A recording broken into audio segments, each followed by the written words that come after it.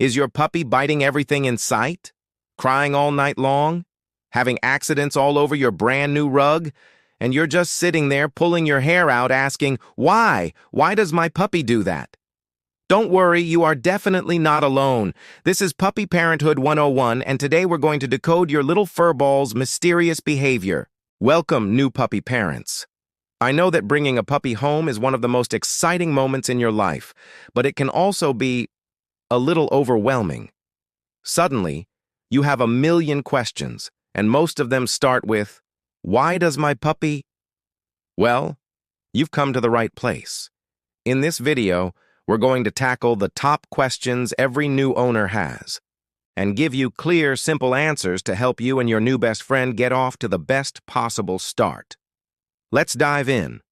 First up, the question on every chewed-up slipper owner's mind. Why does my puppy bite so much? It feels personal, right? But it's usually not. The biggest reason is teething. Just like human babies, puppies lose their baby teeth, and their adult teeth come in between 3 and 6 months of age. Their gums are sore and itchy, and chewing on things, including your hands, makes them feel better. They're also exploring the world with their mouths.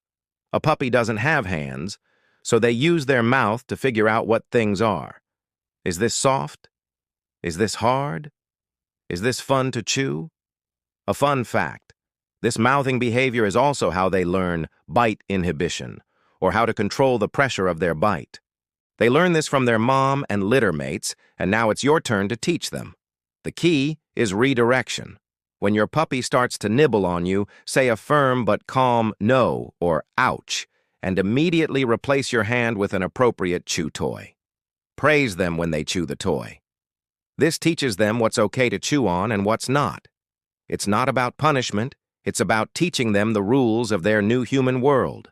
All right, moving from biting to something a little sweeter.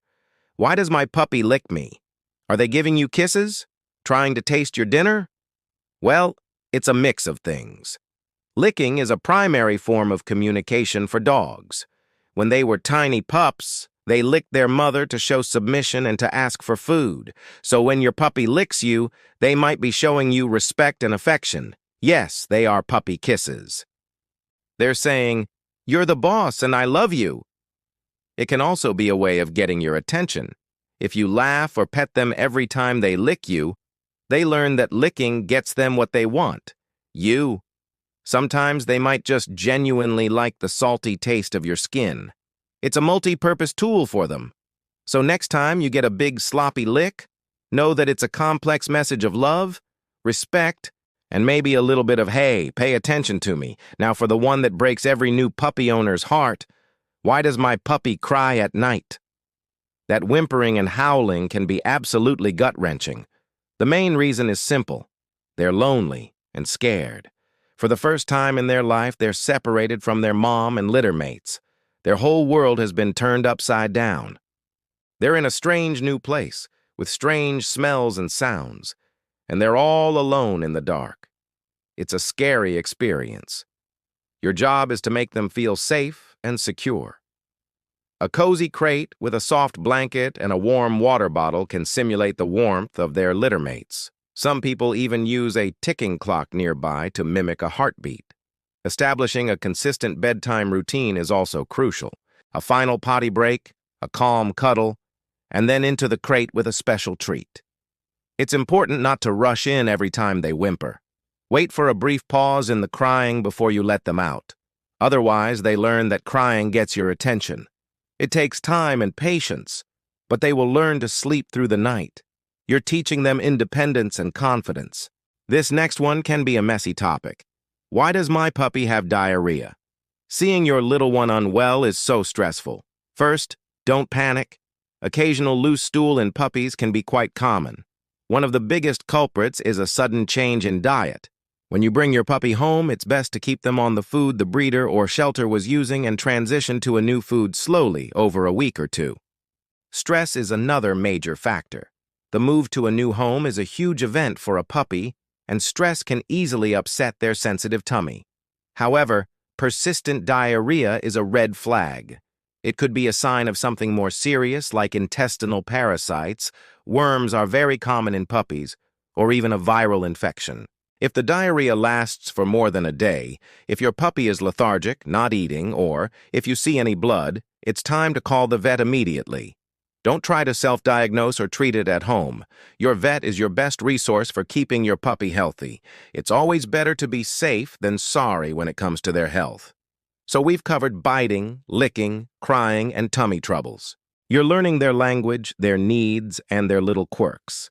Every time your puppy chews on a toy instead of your shoe or sleeps quietly through the night, it's a victory. You're building a bond of trust and understanding one day at a time. Remember, there's no such thing as a bad puppy.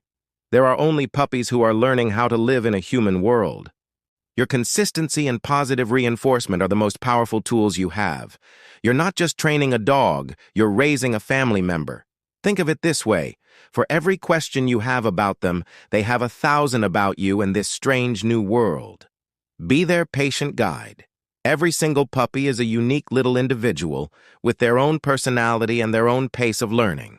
While you may ask 100 more questions on this journey, the answer almost always comes back to the same core things: love, patience, and the incredible joy of watching them grow into your very best friend. The chewed furniture and sleepless nights will fade into funny memories, but the bond you build today will last a lifetime. You've got this. Thank you so much for watching and for being an amazing puppy parent. If this video helped you, please give it a thumbs up, and don't forget to subscribe to our channel for more tips and tricks to help you on your puppy adventure. We'd love to hear from you, so drop a comment below and tell us the funniest thing your puppy has done this week. See you in the next video.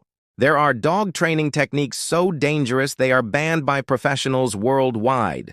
These forbidden techniques can actually harm your dog and ruin your relationship with them. So I'm going to show you what they are and how you can stop doing them right now. For example, choke chains and shock collars.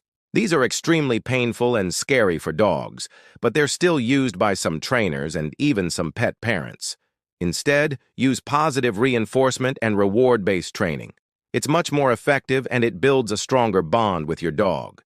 But it gets worse. Some people believe that dominance is the key to dog training. This is completely false and it can lead to serious behavioral problems.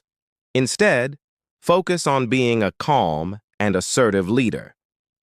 If you truly love your dog, don't risk their trust and their health.